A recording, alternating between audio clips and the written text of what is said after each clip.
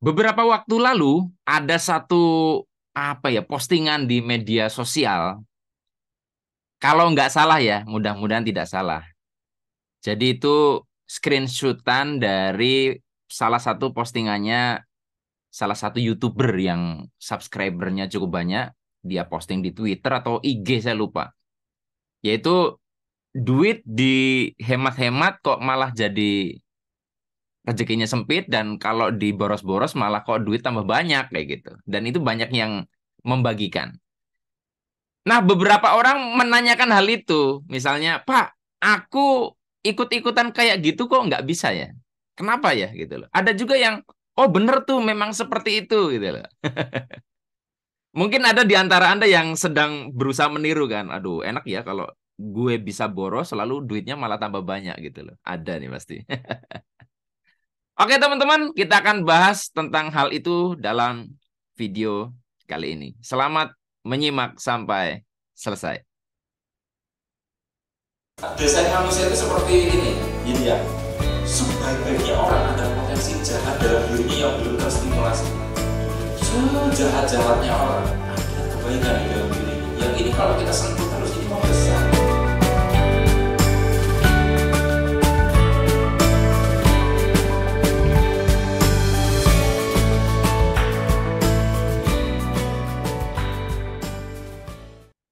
Assalamualaikum warahmatullahi wabarakatuh. Jumpa lagi kita berjumpa dengan saya, Arif Rahutomo atau Arif RH dalam rekaman video iseng Reborn. Cie.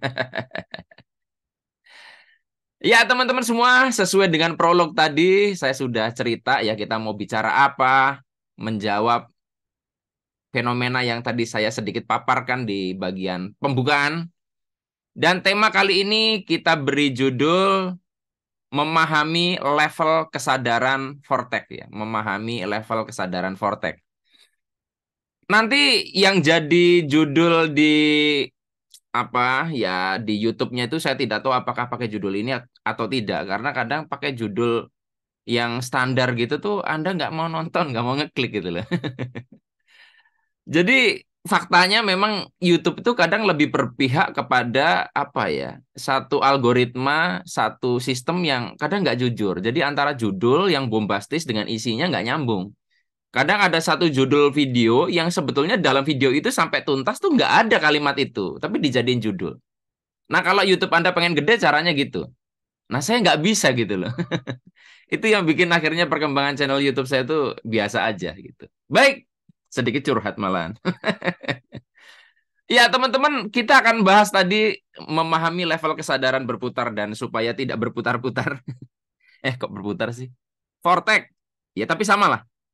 Saya akan share oret-oretan ya, supaya Anda lebih bisa paham. Nah, teman-teman, mungkin ada di antara Anda yang ngapain sih, Mas? Tinggal dijawab aja gitu. Bisa nggak kita em, boros tapi rezekinya tambah banyak, kita tambah kaya dengan cara boros gitu loh. Anda mungkin mengharapkan jawaban pendek, iya atau tidak. Ketika saya jelaskan lebih detail, Anda bilang, abangnya itu suka muter-muter gitu loh. Teman-teman gini ya, untuk kita membicarakan hal-hal yang terkait hidup itu kompleks. Nah, yang jadi repot itu banyak orang itu ingin mencari jawaban instan, jawaban pendek, dan mereka bisa jadikan pegangan. Mereka tidak mau lebih tahu lebih utuh. Jadi dari pertanyaan misalkan ya di sini ada satu pertanyaan nih dari sini dulu nih ya ada satu pertanyaan orang tuh pengennya tuh langsung gini loh iya atau tidak Pak apakah kita dengan pikiran bisa menciptakan realita Anda pengen jawabannya jelas ya tidak padahal jawabannya sesungguhnya tuh kompleks gitu loh dan kalau Anda ingin tahu fakta Anda harus dijelasin yang ini tapi kalau Anda mau jawaban yang tidak mewakili realita ya ini. Nah, sekarang kalau dikaitkan tuh gini. Kalau saya orientasinya kepengen supaya orang itu langsung ikut training saya berbondong-bondong, orang berbondong-bondong beli buku saya harusnya bermain di sini nih. Pak, apakah kita dengan memprogram bawah sadar kemiskinan bisa langsung lenyap dari diri kita? Ya, Pak, apakah gini? Ya, ya. Apakah kelas Bapak itu menjamin akan begini-begini? Ya, pasti orang akan berbondong-bondong ini. Wah, cuan ini. Dolar ya. Banyak cuan saya. Tapi masalahnya tuh hidup tuh nggak gitu loh. Jadi makanya saya bilang saya tidak peduli Anda mau bilang saya muter-muter, mau bilang saya tidak direct. Karena saya tidak mau membodohi Anda gitu loh. Hanya demi supaya Anda bisa bisa mau terdorong ikut kelas saya. Saya kepengennya Anda paham tentang realita. Jadi realita itu teman-teman. Ini mana nih? Oh, iya. Clear all drawing. Realita itu faktanya itu berputar, berpusar atau sering disebut vortex, ya, berputar, berpusar. Bukan terus gini tok gitu loh. Nah, memang ada fenomena yang direct seperti ini, tapi Anda bisa lihat putaran galaksi, bumi memutari matahari dan seterusnya sampai seluruh tata surya ya, seluruh konstelasi benda-benda langit itu memutari konon katanya black hole. Jadi ini pusaran. Kalau mau dibawa sedikit religius, misalnya kalau saya bawa ke agama Islam ya, nanti sesuaikan sendiri. Itu kalau Anda pergi ke Ka'bah, Anda itu tidak hanya melihat satu sisi. Kalau kalau yang tadi jawaban iya tidak itu satu sisi. Ya, tidak. Tidak begitu. Tapi Anda ketika misalkan umroh atau naik haji, Anda tawaf di Ka'bah, itu Anda akan diajak berputar. Jadi melihat dari sisi ini, melihat dari sisi ini, melihat dari sisi ini, diulangi lagi. Inilah kesadaran vortex. Artinya, untuk memahami sebuah bangunan yang bernama Ka'bah, itu nggak boleh satu sisi. Ya, di sini juga tidak sesimpel itu. Kalau misalkan di Indonesia Anda tanya, Pak, kalau misalkan kita sholat tidak menghadap ke arah barat, ya kiblat kan di barat, apakah itu salah? Ya, gitu loh. Tapi ketika Anda pergi ke Masjidil Haram, nggak begitu jawabannya karena semua arah, utara, selatan, tenggara, orang kan sholat muter. Itu semuanya benar gitu loh. Anda harus memahami fakta ini gitu loh. Belum lagi kalau kita bicara kalau Anda di dalam Ka'bah misalnya, sholatnya menghadap kemana coba? Oke ya, jadi teman-teman saya nggak peduli Anda mau bilang saya muter-muter atau tidak, saya pengennya Anda pinter. Bukan terus pengennya Anda tertarik ikut kelas saya. Nggak urusan Anda nggak tertarik ikut kelas saya, nggak masalah. Yang penting Anda bisa paham tentang fakta senyatanya hidup. Nah, tadi ada satu statement, kalau boros itu nanti akan lebih cepat, bukan lebih cepat ya. Ya, duit itu lebih lebih cepat datang, rezeki secara material lebih mudah datang. Boros itu jadi kaya dan ini mungkin bertabrakan dengan eh, nasihat waktu waktu saya masih SD ya. Saya tidak tahu sekarang SD masih dapat nasihat itu atau tidak. Hemat pangkal kaya, boros pangkal miskin kan begitu ya. Nah, sekarang muncul ini kan jadi nabrak banget nih kebalikannya. Benar atau tidak? Saya jawabnya tuh nggak bisa iya atau tidak. Saya mau ngajak Anda dulu sebelum membahas ini, melihat fakta senyatanya.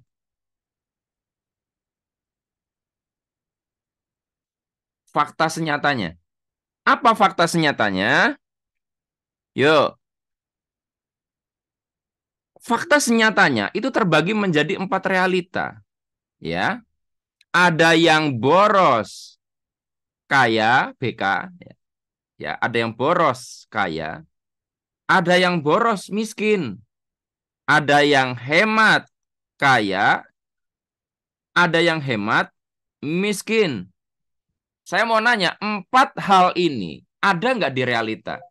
Kalau kita mau jujur, kalau kita mau menggunakan kesadaran vortex, Anda akan melihat bahwa ada orang yang boros ya, mengeluarkan hartanya dan akhirnya kaya.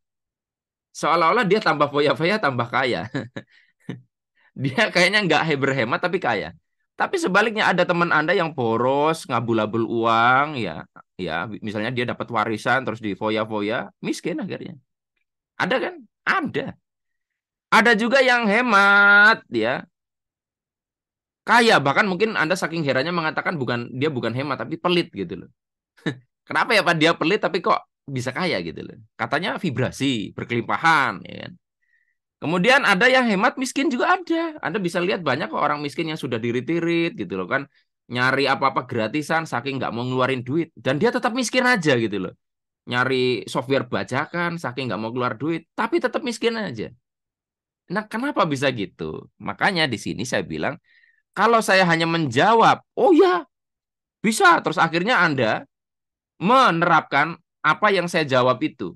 Anda boros nggak karuan. Anda belum tentu begini. Anda bisa ke fenomena ini karena empat-empatnya ini ada. Pertanyaannya, kenapa ada yang di sini? Kenapa ada yang di sini? Kenapa ada yang di sini? Kenapa ada yang di sini? Apa yang menyebabkan itu? Ya, saya bolak-balik bilang di buku, di kelas vibrasi itu rumus dasar yang nggak saya simpen-simpen. Jadi hasil sama dengan faktor teknis plus faktor non teknis. Ini rumus dasar nih. Hasil sama dengan faktor teknis non teknis. Teknis itu apa yang dilakukan ya, apa yang dia kerjakan gitu loh. Apa yang dia upayakan gitu loh. Nah, faktor non teknis adalah bicara tentang kesadaran di balik perbuatan itu. Nah, disinilah wilayah vibrasi. Jadi orang mengakses vibrasi tertentu kalau faktor teknisnya berbeda bisa jadi hasilnya nggak sama. Jadi gampangnya gini, sama-sama boros ya. Kalau vibrasinya tidak sama, hasilnya beda. Sama-sama hemat, vibrasinya nggak sama, belum tentu hasilnya sama. Nah, begitu juga dibalik. Kalau vibrasinya sama, tapi yang dilakukan beda, hasilnya belum tentu sama. Jadi hasil itu kombinasi dari dua hal ini. Bulat kan? Nggak bisa terus jawaban ya A, B, muter-muter. Ya memang kita hidup itu muter. Bahkan nanti suatu saat Anda yang sekarang mungkin berusaha membuang sebuah keyakinan, 20 tahun ke depan Anda kembali akhirnya memegang keyakinan itu. Saya soalnya bolak-balik merasakan itu. Dan apakah itu salah? Enggak. Karena ya memang begitu. Orang ya mendaki gunung itu awalnya di lembah. Setelah sampai di puncak, dia lihat apa? Lihat lembah kok. Iya kan? Indah sekali lembah itu. Jauh-jauh naik ke gunung untuk lihat lembah. Apakah percuma? Tidak. Karena view lembah dari bawah dengan view lembah dari atas itu tidak sama. Oke ya. Orang miskin ya pakaiannya biasa aja, itu aja harganya murah. Dan Anda lihat orang kaya yang akhirnya pakai pakaiannya gitu-gitu aja sederhana. Apakah terjadi kaya itu percuma? Wah, kalau akhirnya beli pakai celana kolor harga 100.000 sih saya mampu. Jadi saya nggak perlu punya uang ratusan juta. Lain bro, Anda itu pakai celana kolor 100.000 karena mampunya beli itu. Sementara orang yang punya uang lebih banyak, dia memilih memutuskan itu walaupun bisa bergaya lebih tinggi. Yang satu keterpaksaan, yang satu adalah kesadaran memilih. Beda bro. Ya balik lagi ke sini ya. Nah, terus apa dong? Ya, jadi orang kalau boros jadi kaya, itu bisa saja kesadarannya adalah berbagi. Contoh, dia belanja itu niatnya yang dibangun. Aku ingin berbagi rezeki kepada si A, si B, si C. Aduh, aku mau ngelarisi dagangannya si A, si B. Itu tujuannya ke situ. Dia ingin mengalirkan uang. Karena rezeki itu kalau misalkan tidak dialirkan, ya mampet. Ya sekarang gini, kalau seluruh orang di Indonesia berhenti mengeluarkan uang, itu saya yakin ekonomi chaos. Kenapa kemarin pandemi itu ekonomi agak sedikit kacau? Karena resesi. Jadi uang itu nggak mengalir, orang itu nggak mengeluarkan uang. Atau sedikit mengeluarkan uang, akhirnya tidak terjadi perputaran. Yang repot, kalau orang-orang yang duitnya banyak tidak mau mengalirkan uang.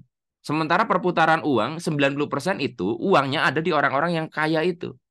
Jadi kalau mereka berhenti mengeluarkan uang, ini nggak berputar loh ekonomi itu. Jangan salah loh.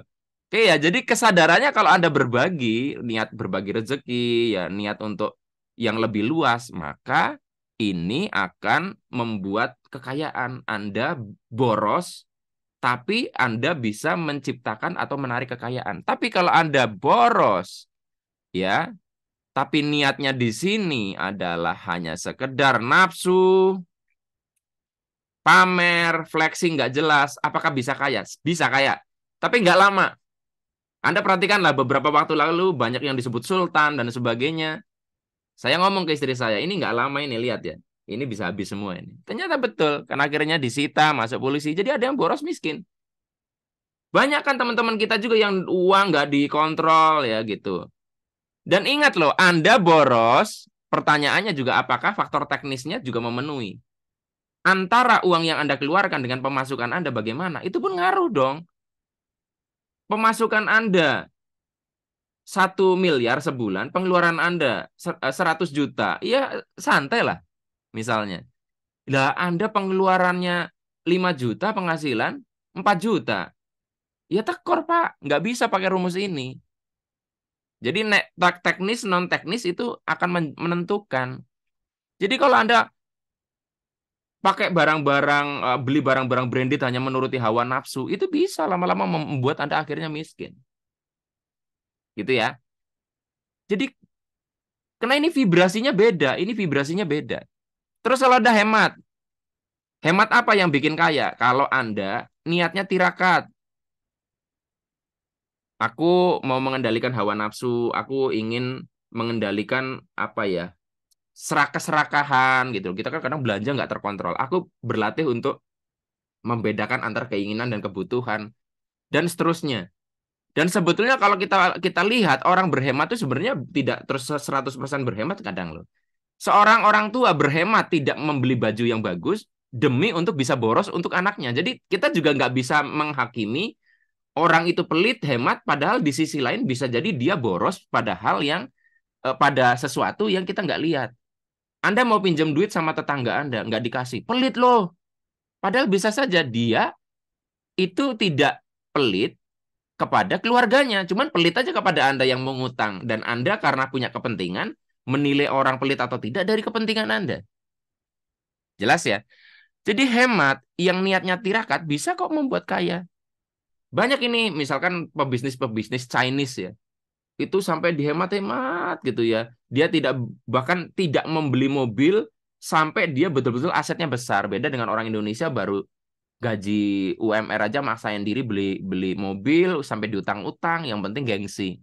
Ya, jadi orang yang boros beli mobil walau dia belum mampu, harapannya dapat gengsi, ya itu dia gengsi itu kan vibrasinya rendah ya, artinya dia ingin mendapatkan pengakuan. Nah, hemat yang miskin itu ketika Anda adalah orang yang merasa takut untuk tidak kebagian rezeki. Anda kan takut ngeluarin duit karena apa ya?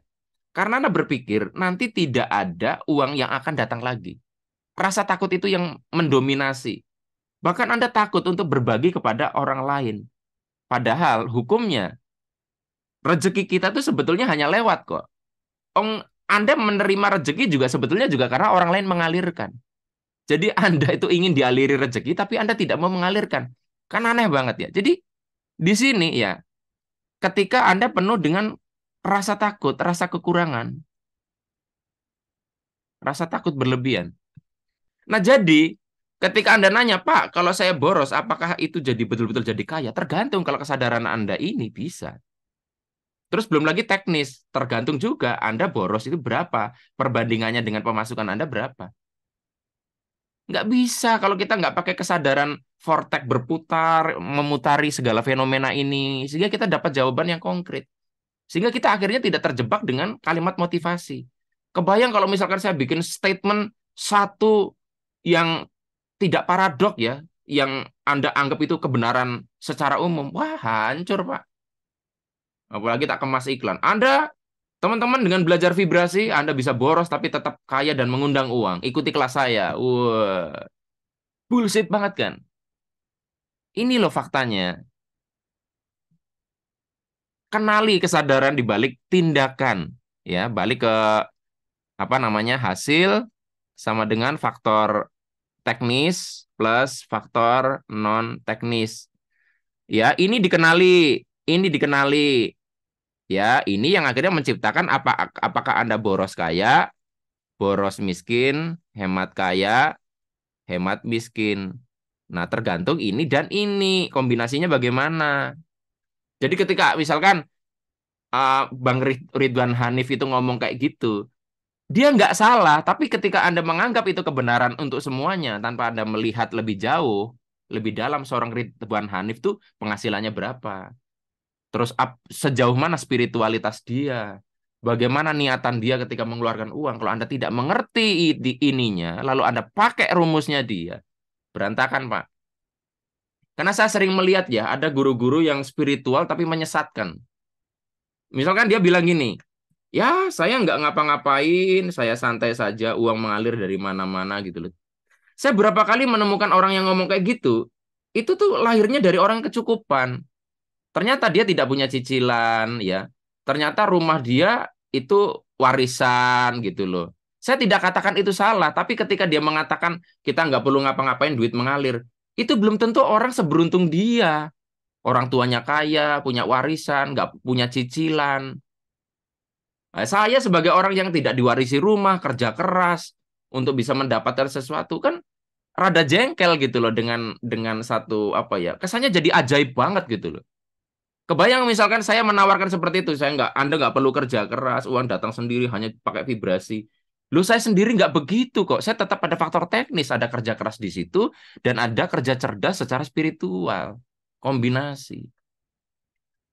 Ya tapi gitulah orang Indonesia kenapa bolak-balik kena tipu, bolak-balik bisa dikadalin gitu loh. Karena pengennya jawaban singkat, tidak mau jawaban yang muter. Itu ya. Saya tidak tahu apakah Anda tersinggung atau tidak dengan uraian saya ini, tapi yang jelas saya ingin Anda berdaya, saya pengen Anda melihat fakta senyatanya. Sehingga Anda bisa memilih cara seperti apa yang paling tepat untuk situasi kehidupan Anda. Sampai ketemu lagi dalam video edisi, kok video edisi? Gara-gara saya punya membership ya. Jadi kalau Anda klik tombol join, ya itu kan ada Arif, RH Vibrasi, terus ada jumlah subscriber. Di situ kan ada tombol subscribe, ada tombol gabung atau join. Jadi kalau Anda klik itu nanti Anda ada opsi untuk gabung jadi member dan di situ ada video-video yang lebih dalam yang tidak bisa dilihat secara gratisan. Gitu loh. Murah kok, cuma 19.900 sebulan gitu loh.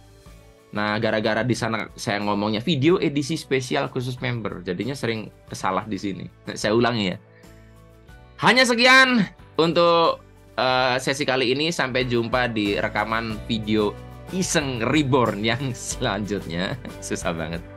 Saya akhiri, billahi taufik walhidayah. Wassalamualaikum warahmatullahi wabarakatuh. See you.